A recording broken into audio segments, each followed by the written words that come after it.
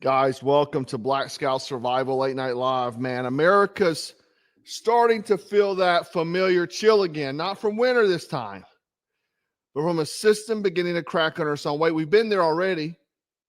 The FAA just sounded the alarm. Sean Duffy says part of the U.S. airspace may be forced to shut down if the government shutdown continues. You heard that right. Airspace. Let's play the clip.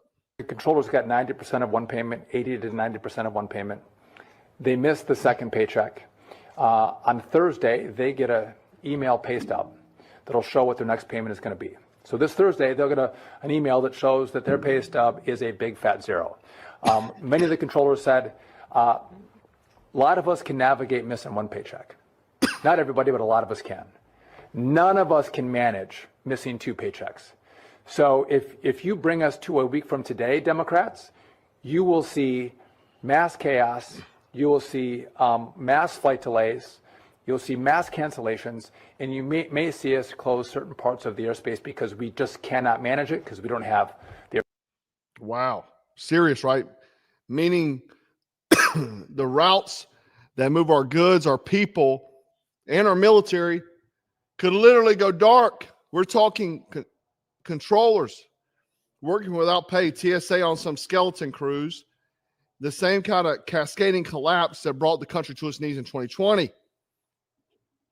Same playbook. We saw it before, like I said.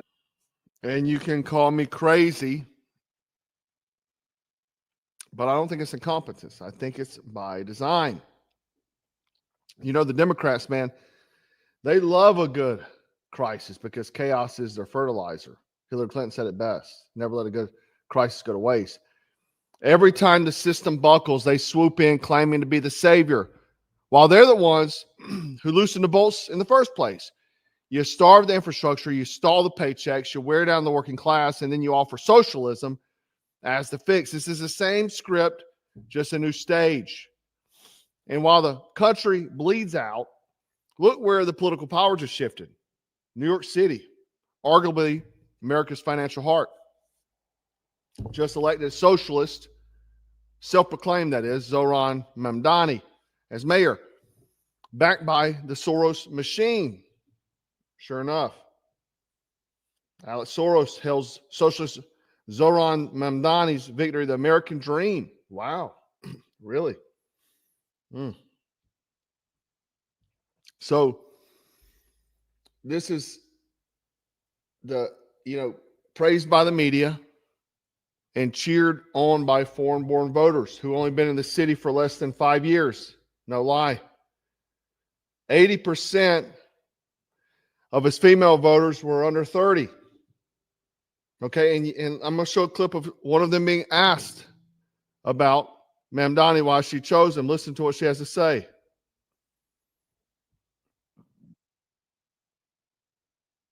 I'll vote for him. I think we need to try something new. He's young and fresh. Can I ask you which one of his policies you agree with the most or that you like? Let me think. The free buses, I think that's great. I also like that. Well, you didn't vote on just because he's giving people free buses. No. Okay. No. You're putting me on the spot. But yeah, he said he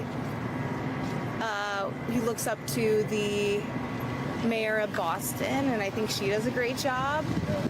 But as far as policies, it's just anything that comes to mind, or? I'm trying to think. Yeah. So, how do you feel about him and a part of the Democratic Socialists of America? Do you think that that's a hindrance to free Americans? See, this is what I. She can't even name a policy what she voted for the man for, and this is what we have here. This is the type of people voting. Years ago in the 90s, Christopher Langan, one of the most high IQ individuals in the world, he was a bouncer, worked on a ranch, had very little formal schooling, but he is a very intelligent guy. He actually discussed this on a radio show back in the day. They recorded him. And he said that essentially America was doomed. He said this, and he still talks today on podcast stuff. He's a genius. But he said this a long time ago. He said that the problem with voting is that you have morons voting. And the more morons you produce, the more they'll be easy to manipulate. Essentially like idiocracy. Here's another gentleman being asked why he was voting for Mamdani? For mayor. I like Cuomo, but I think Mamdani might be pulling the lead a little bit with me. What's your favorite example of socialism that's worked? I don't have a big example of it, of socialism. Like between Venezuela, Cuba, Soviet Union, what's your favorite one? Man, you put me on the spot. I'm gonna have to go Cuba. Cuba, literally, dude, you got to stand in line to get food. You might make $20 a month there. Literally, they're standing in line for food. And this is who we got voting. Man, I'm gonna have to go Cuba. Yeah. Let's go there. It's just so complicated for me. I got so much information in my head, but I'm gonna go with that. Do you think Mamdani's the future of the Democratic Party? I mean, I hope so. Who are you voting? I hope so. See, this is uneducated voters. This is how we get in the predicament we're in, right? This is not grassroots, guys. This is engineered demographics. It's the perfect recipe for cultural replacement. Move in new voters, promise them free everything, push out natives who built the city. People love free. People that don't like to work, that are lazy, they love free. They beg for it, okay? Native New Yorkers largely rejected Mamdani, but it didn't matter because the new arrivals and the young voted overwhelmingly for him. That's your blueprint for the next decade. That's what you're going to see happen everywhere. Mass migration, manipulated youth, and media worship for a man promising to empty prisons because, quote, violence is an artificial construct, right? You don't believe me? We've been found as legislators, when we go into these courts, the term violent crime is even used when people are stealing packages. Violent crime is even used when people are accused of burglary and there happens to be a housing unit in that same dwelling. So violence is an artificial construction. And we have to be very clear that what is happening here with these district attorneys, that is violence. That is violence of the high. This is not leadership. This is ideological warfare is what this is, what you're saying. And right after he won, the FDNY chief resigns, right? There's reports of massive NYPD walkouts as well. The people who actually keep the city alive are walking away. That's not coincidence. That's collapse by design. That's what they hope for. They hope that way they can have just streets going rampant like the Wild West. You remove order. You empower chaos. You justify control. Anarcho-tyranny. This is a system that they use to destroy and then build back how they want it. Who benefits from that? Not the people living there. It's the ones who's funding it. Alex Soros, again, came out of hiding to celebrate Mamdani's win. He called it the American dream continuing. And if it's bad for Americans, you can bet your bottom dollar Soros is smiling. Open Society Foundation pumped millions into CASA, C-A-S-A, in action, the same group that defended an MS-13 gang member arrested for human trafficking. That is who's steering the cities. That's who's getting these people elected. They're getting DAs elected. They're even going into small towns, heavily funding their people to flip the cities in the towns. It could be at a town near you. It could be happening in your town already, okay? And you have to ask, what is the response from our side? Republicans lose again.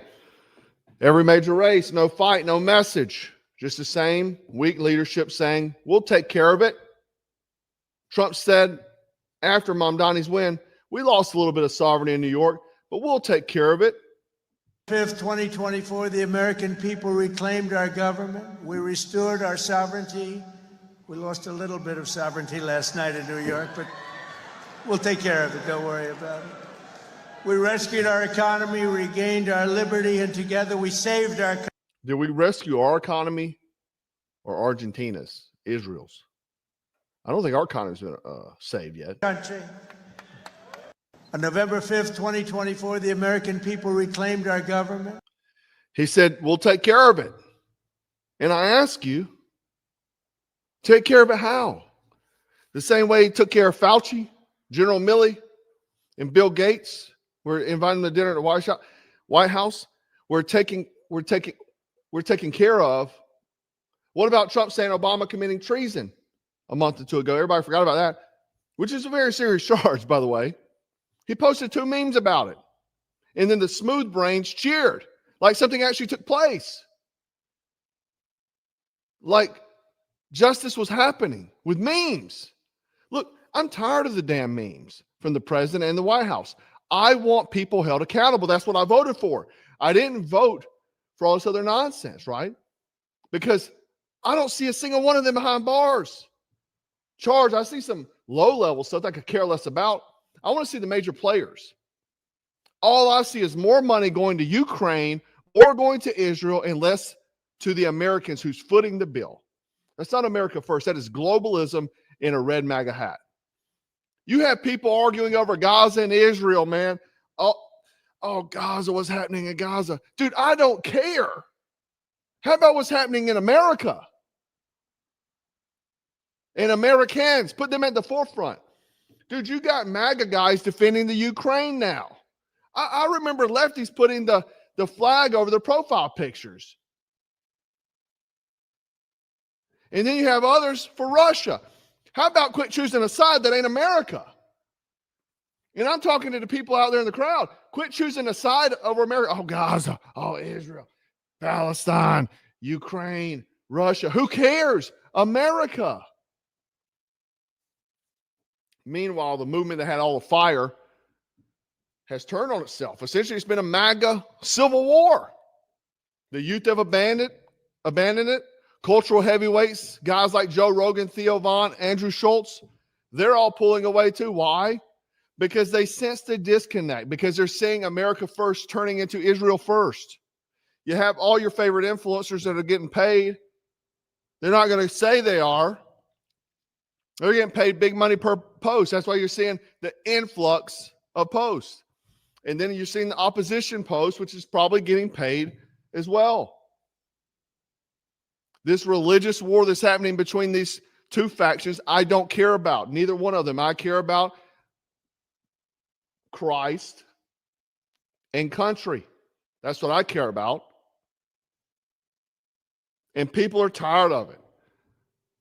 They don't want symbolism. They want sovereignty. They don't want a meme. You can't build a movement on nostalgia. You build it on results. And if you say you're going to drain the swamp, then you drain the swamp. You don't join it. You don't back Lindsey Graham. And I don't want to hear that's 4D chess. Lindsey Graham will be in this seat for another 6 years. I don't want to hear it. I don't want to hear make closer than your enemies closer. Make your enemy closer. Why? Put them behind bars. You drain it. You don't join it. You don't have Zuckerberg, Gates up there with a big smile on your face, eating lobster. You don't smile next to billionaires who fund your enemies, like Sam Bankman-Fried, who's going to get a pardon, or the Binance crypto guy. And let's be honest, Republicans by and large lost because they thought the fight was over, man. They said, dude, our Savior's here. He's here. God's hand, they say. He's here. We're done. Wrap it up. They thought the fight was over. The left fights at every level. They're determined people. School board, city council, mayor's office, Senate, and presidency. That's strategic. Republicans are reactive. They stack the chessboard, right? The left does, while the right argues over whose political savior is better. That's how you lose a country without firing a shot. Look at the timing. Government shutdown, airspace chaos, urban collapse, police walkout, socialists taking cities, all within the same week. You really think that's random? That's called operational tempo. That's warfare without uniforms. That's not bombing us. They're bleeding us. Right? Even CNN was critical of Mamdani. I think the Mamdani that we saw on the campaign trail, who was a lot more calm, who was a lot warmer, who was a lot more embracing, was not present in that speech. And I think that Mamdani is the one you need to hear from tonight. There are a lot of people trying to figure out, can I get on this train with him or not? Is he going to include me? Is he going, or is he going to be more of a class warrior even in office? I think he missed a chance tonight to open up and bring more people into the tent. I think his tone was sharp. I think he was using the microphone in a way that he was almost yelling. And that's not the Mamdani that we've seen on TikTok and the great interviews and stuff like that. So I felt like there's a little bit of a character switch here. Man, even Van Jones sees it. You know it's bad, dog. You know it's bad. But the brutal truth is that you're not going to like it. Trump ain't going to save you, man. No man is. The savior complex is what got us here. It's what got us here. You want America saved, you got to save it yourself in your home, in your city, at your business, at your dinner table, with your dollars, with your attention, who you give attention to. That's where the wars fought. So let me give you a little tactical briefing. First off, community defense cell, local network, form a crew. Don't be loud about it. Be useful. Call 3 neighbors and exchange real phone numbers. Map 2 evacuation routes, 1 rally point within 15 minutes. Get your pen out and write this down. Assign roles, watch, medic, driver, comms. Share 1 useful item each week, maybe a tool, med kit, spare fuel. Practice a 10-minute get-out drill once a month. And if something happens, you know exactly who to call and where to go. Simple, right? Now we need to look at maybe a civic offense, okay? Power at the precinct.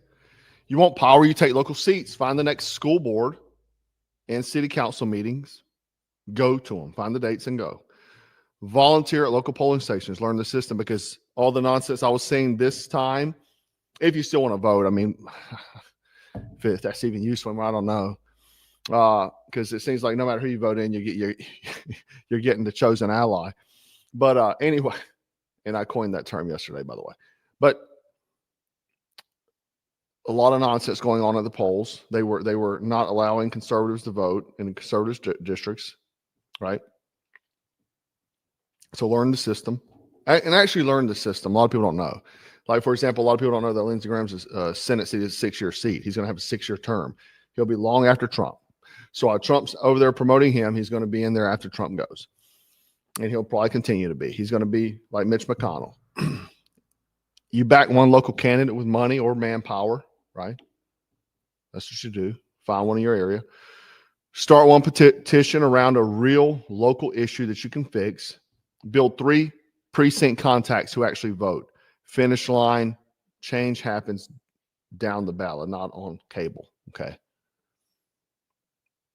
Then you got to look about your mobility. Escape. Worst case scenario. A lot of times you want to bug in. But if staying is death, moving saves lives. Okay, so you might have to go.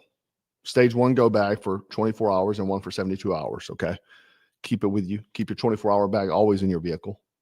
72-hour bag at the door. Unless you travel long distance for work, you need a 72-hour bag with you. No 3 exit roads out of town, and they're choke points. Choke points is a place that gets you hemmed up, that you could be ambushed. Keep 1 vehicle taut with fuel at all times. 1 map detour per route. So have actual maps. Don't depend on the cell phone. Okay. Swap drivers. Practice road navigation at night. A lot of people, it's crazy. And if I need to teach you how to use a map, like a road map, I will. Just let me know. Maybe I'll put in the members so members can see it, or maybe a unlisted video I can send out. But it's a lot of people don't even know how to use a map. And, I could drive across the country with just that map, using road signs, knowing your cardinal directions easily. Don't need GPS. I drove all over the country for years in my 18, 19, 20 years old with just a map. No GPS then. Then hold 1 mock departure with family per quarter, okay? When time is short, you're not guessing, you execute. And if you still believe this is all coincidence, then you're already a casualty. This isn't just politics, it's a coordinated restructuring of America. Economically, culturally, and spiritually. And they are burning the old order to rebuild something weaker, more obedient, and easier to control. And it's working because most people are too distracted or too scared to call it what it is. So when you hear a politician say, don't worry, we'll take care of it, remember this moment. Remember the empty airports, the NYPD walking out. Remember the socialist mayor getting elected. celebrating the downfall of the system he now controls. And remember how quiet our so-called fighters were while it happened, right? Like that shirt we have that says train for war, live for peace, pray like it already has begun, because it has. Drop your comments, like, share, and subscribe. Stay frosty, stay strapped, stay dangerous. Black Scout.